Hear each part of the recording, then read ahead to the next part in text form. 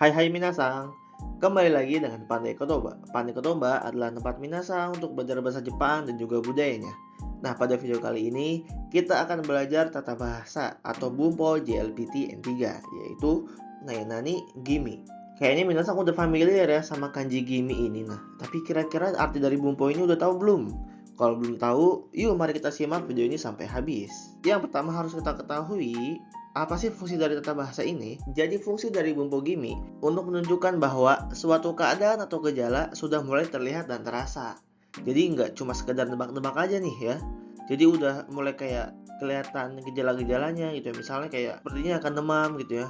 Nah, di situ kalian udah mulai ngerasa mual atau ngerasa yang lain. Nah, di sini arti dari tata bahasa Gimi ini tuh Pandai Kotoba bagi jadi 3 arti ya. Yang pertama itu ada agak, cenderung, dan juga sedikit mengalami. Dan ada sedikit notes juga buat tata bahasa ini. Nah, yang pertama biasanya digunakan untuk nuansa yang negatif, dan yang kedua sudah merasakan gejala atau tandanya terlebih dahulu sebelum kita berbicara. Oke, di sini untuk cara menyusun kalimatnya gampang banget. Kalau misalnya kata benda, tinggal kata benda ditempelin sama Gimi tanpa ada pemisah apapun. Nah, kalau kata kerja itu harus kata kerja bentuk mas, cuman masnya kita ubah jadi Gimi. Oke, nextnya di sini ada contoh kalimat ya. Saikin shigoto ga isogashikute nebusoku gimi desu.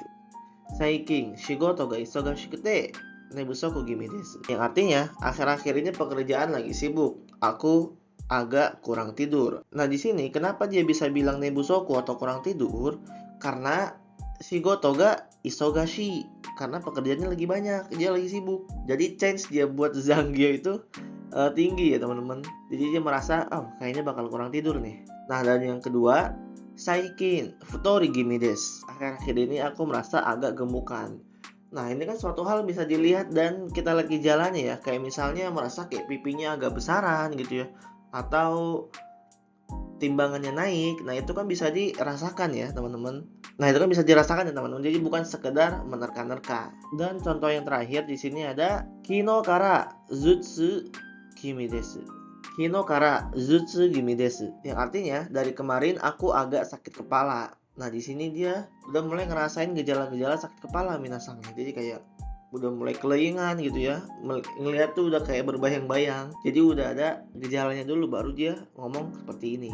Dan ada sedikit kesimpulan juga buat pola kalimat ini ya. Itu yang pertama, untuk menyatakan suatu hal berdasarkan tanda atau gejala yang mulai terlihat atau dirasakan. Jadi nggak cuma sekedar menerka atau menebak ngasal ya, tapi juga sudah merasakan gejalanya atau sudah mulai terlihat sesuatu tersebut akan terjadi.